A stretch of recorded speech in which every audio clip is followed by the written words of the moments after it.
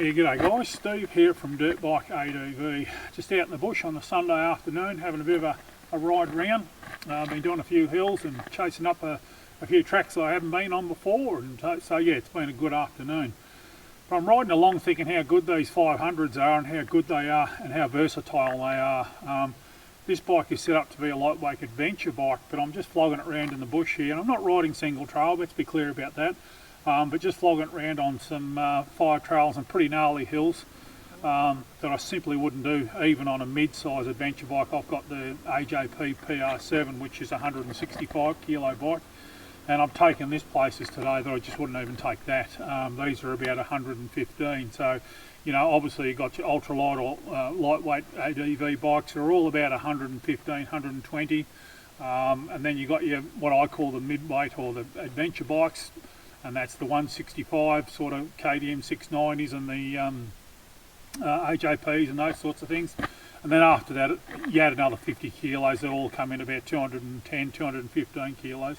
I call them a touring bike. So yeah, for me it's about versatility. I've done up 3 different bikes now, and this is basically the setup I'm going with. This is what I've done, and it's about versatility. So I can turn this bike back into, in a couple of hours I can turn it back into an enduro bike, or I can have it set up like this as an adventure bike or a lightweight adventure bike. So I'm going to grab the camera and have a bit of a walk around, and we'll just have a discussion about what things you need to think about when you want to turn an adventure bike into an enduro bike into an adventure bike. So the bike I've chosen is a 2012 KTM 500. They're a 510cc engine, really nice engine, nice long stroking engine, so they sit very comfortable on the highway and purr along, no worries at all. This particular model, the 2011-12 models, still had 1.5 litres of oil in the engine, as opposed to the later models which went to 1.2. They had a kickstart. The suspension, it's a PDS system, nice and simple. Suspension out of the box was pretty good. The seat was pretty good out of the box, and really they were a pretty bulletproof bike. This is the first of the fuel injected. The 530 model before this were just as good. They were still a nice long stroking motor, a bit stronger motor, and of course they were carby bikes, and I thought, nah, I'll just go to the fuel injected bike. But whatever bike you choose, I do recommend, I'll say this, unless you consider your own weight when choosing a bike. If you're going to go buy a bike that's going to do both, you weigh 60 kilos, then you can get away with a 250 or even a 450. But if you're like me and weigh 100 kilos and want to chuck a bit of luggage on it, sort of start thinking around the 450 mark, 450, 480, 500 sort of mark is where I would start. But what do you need? Once you've bought your bike, what do you need to do? First thing, in my opinion, is think about your fuel range. Obviously, with adventure riding, you're going to be doing bigger Ks. KTMs, of course, have plenty of tank options, a Cherby, Safari. Oh God, the list goes on and on, but certainly think about that. I always think sort of try and get a tank around the 15 litres. Now that gives me 300 Ks on this bike quite comfortably. It does under 5 litres per 100 kilometres, so I'll get conservatively 300 Ks. If you don't want to, because obviously if you want to use this as an enduro bike, you don't want that wider tank. Just think about getting a bladder for the back. There's plenty of options, stacks of options, fuel bottles, bladders, and just tying it in amongst your luggage. Or what you can do is sometimes I drape them over the tank, put a handle each end and just drape them over the tank. That can be a real simple option as well, but certainly for most of the time when you're adventure riding, you are going to need more range than the standard 8 or 9 litre tank, and I think some of the Hondas come with 7 point something litres, so nowhere near enough. But certainly think about fuel. With the fuel injected bikes, it is a bit of a drama to change the tank. So again, you might say, no, I'm going to just leave the stock tank and I'm going to have a bladder on the back, or I'm going to have a fuel bottle in my back, 2 fuel bottles in my backpack. That should give me enough. And again, depends where you're going to go and what you're going to do, so to speak. This is probably going to be a contentious point, but I think the next thing to think about is lighting. We all say, oh, I'm not going to ride at night, so I don't need to worry about my lighting. Trust me, when you're adventure riding, things are going to go haywire, and you can end up coming home in the dark. I was up Cape York recently, me and the son, and we did the Starkey track, and it took us a lot longer than what I thought it would. My son was on this bike before I'd improved the lighting. If I wasn't there on my AJP with the really good LED lighting, he would have had to ride home in the dark because the stock lighting was absolutely appalling. So there would be people that argue, oh, I'll never ride in the dark, I'll never ride in the dark. These are a $230 light. They're just a 3D moto light, not technically legal, but it's certainly not dangerous. It's just certainly a much improved light and gives you good visibility for people on the road. I've blacked this bike out, so it's really important that people can see me with that light. So yeah. So we talked about fuel, we talked about lighting. The next thing to think about, in my opinion, is comfort. The stock seats can be pretty hard. If you're young and nice and agile and fit and healthy, probably not going to worry you too much. But certainly a better seat is an option. You can get air hawks or air cell sort of seats. The cushions that go on top, they help a lot. Lambs will help a lot. Yeah, the stock seats generally, especially on the more modern bikes, are quite hard on your backside. But as I say, I've got an air hawk, so when I do bigger trips on this bike, I'll chuck the air hawk on, and I'll just sit that back here somewhere, so where I can sort of just sit on it when I'm cruising, and when I'm up on the front of the seat, I'm not sitting on it, and I can still move around. And also too, a little bit of wind protection goes a long way. This is surprising. This is a nice CNC little sort of setup that I bought. It's a mini tower or something they call it, but I've actually cut that down. I've cut it down about, I think about 60 mil. It was far too high because I want to be able to see over the top. If you go to the extent of doing the big towers, then you're not going to have an enduro bike. So if this bike is solely for adventure work, yep, by all means. Rade make good towers, Nomad make good towers, ADVX or something, Australia make really good towers. There's lots of towers for the KTMs. But I like this thing. This was $200 and something, this little billet CNC tower. I've cut it down, mounted my Thorpe Racing DMD tablet on there, and that's beautiful. I've got pretty good eyesight over there. I only have to lean forward a little bit and I can see the guard. But it's surprising. I actually do get a fair bit of wind protection. It protects my chest from the wind on the open road, which is crazy to think this little thing does, but it actually does. It's quite good. So yeah, a little bit of wind protection goes a long way on the open road. A more comfortable seat. I generally put fairly soft pegs, grips on, and wider pegs, and that's about basically all I do. Like I say, maybe an air hawk or something on the seat, but that really makes the journey a lot more fun.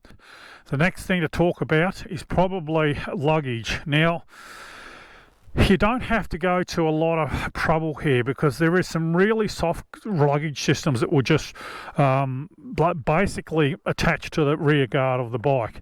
They generally come with shields for your exhaust. But I've just bought this one here. Now that's just a little nice CNC that I've mounted on the guard. Now that guard's not super strong. That's not going to carry a lot of weight. But it's more about the tie down. So I can have this little, my little bloody rack there, just fixed on through the plastics of the guard. There's no strength there at all. And it just gives me a tie point. That's all it's about, something to tie onto. But of course there's soft rack systems that go underneath here, wrap around, and you don't really need to do anything. Probably put a heat shield on here. I'll certainly buy a heat shield for that one. Well, actually it come with my latest set of luggage. I actually bought some giant loop Coyote, I think it's called, or something. I'll drop some names in to go on this bike because I've tried a couple of different brands now, and just doing that ride with the Cape, there was a few guys with these giant loop bag setups. I thought, yeah, they probably look like the best ones in the market, and I got a set on a really good deal, some Black Friday deal, so I was pretty happy with that. So yeah, luggage, if you want to, by all means, there's steel racks you can get for these, which strengthen the subframe. You can make something up. Typically KTMs only have aluminium subframes, so you've got to be a little bit careful, and you are going to limit your seat space, there's no doubt about it. You can't sit right back This is just my tyre change kit, my tools and a few spares in that. But you are going to limit your seating room on an enduro bike. There's no ifs or buts about that. They are a shorter wheelbase. But yeah, there should be a setup, you know, that you can find that will just wrap around here. You still get your ass back a fair way. And yeah, it should still allow you roughly enough movement. You might have to stand up and put your ass back on the luggage in real loose sand or something like that, but certainly it's not something you have to modify your bike for. I only choose to do these CNC racks because they're so simple and cheap, and they just give you that real good fixing, and you don't have to run straps underneath in the mud and everything underneath your mud guard. So yeah, navigation, there's lots of options, of course. Quad locks and ram mounts onto handlebars does put the phone down reasonably low, as I say, and you end up doing this, sort of having to do this a fair bit, whereas I can sort of look at I'm only doing this, you know, looking at my screen. So these towers are good from that perspective. But yeah, just a little quad lock, or even have just a little strap on tank bag and having your phone in a clear cover like this is another simple option. But most of the navigation, well, I'm going to say all the navigation can be done on phones.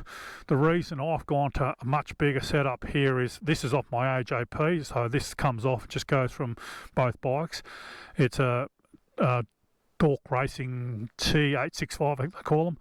My eyes are going, I'm 60 years old, and of course I can't see a phone screen without putting my glasses on, so it's a bit of a disaster. My eyesight's pretty good overall, but I just need glasses for reading, so I find that absolutely brilliant, and I can read that while I'm riding along with the vibrations and everything, all that sort of stuff. So yeah, and of course you can get tank bags and use your paper maps, and you know, or just a phone, but certainly something along these lines, depending again how much money you want to spend. Make a really good little setup. These two, they make an absolutely brilliant setup. 4 bolts that pops off, and unplug it, and you know, you've got an enduro bike again. So yeah, navigation's another thing to consider, but it's not again, it doesn't require really to modify the bike. You can just put a quad lock or just stick your phone in a tank bag, and you know, you're pretty well sorted. So yeah. The only other thing to consider really is the service intervals of the bike. These are typically, you know, they run on hours, a lot of brands, but typically, you know, not much more than 1,000 k's out of a service. So there's been a lot of studies done on oil breakdown, and certainly up to around about somewhere between 3,000 and 5,000 kilometres on a motorbike, you don't get any oil degradation. So, and particularly when you're not going at race pace and you're not, you know, flogging it hard and, you know, racing in the Dakar, I will very happily go for 3,000 k intervals on this one. So depending on what model bike, it might only take 1.2 litres. You carry a little bottle of 1.25 litre bottle of oil with you. Don't change the filters, just basically do the oil on the side of the road if you're really concerned about it. But as I say, I'm happy to go somewhere between 3,000 and 5,000 for this bike. It's really not a concern for me, and that will be just an oil change. I won't bother taking filters with me if I you know, going on a trip that might be 3,000 or 4,000 k's. I'll just drop the oil at 2,000 or 3,000 k's maybe. But even then, you know, somewhere in the 3 to 5, I'm probably not going to bother unless I'm really flogging the bike hard. So there you go, guys. You've got an enduro bike. Remember, a couple of things, you know. Keep it versatile. This tower unbolts really easily. The tank comes off pretty easily if I want to turn it back to a enduro bike. The problem with tanks, of course, is the fuel pump. It takes a fair bit to change your fuel pump over. So if you've got a, you know, depending how much money you've got, 2 tanks with 2 separate fuel pumps is a great idea. But having said that, you know, unless you're going to be doing some real racing or some real technical single trail, you can probably leave your tank on it. They're not super wide or anything. They don't really get in your way too much, just as in general enduro riding. But certainly, yeah, the tower comes off easy. So yeah, this one, it's tank and tower if I want to get back to an enduro bike. But for me, this thing's going to be sort of basically lightweight adventure bike, pretty well full time. So I'll be leaving it set up. But yeah.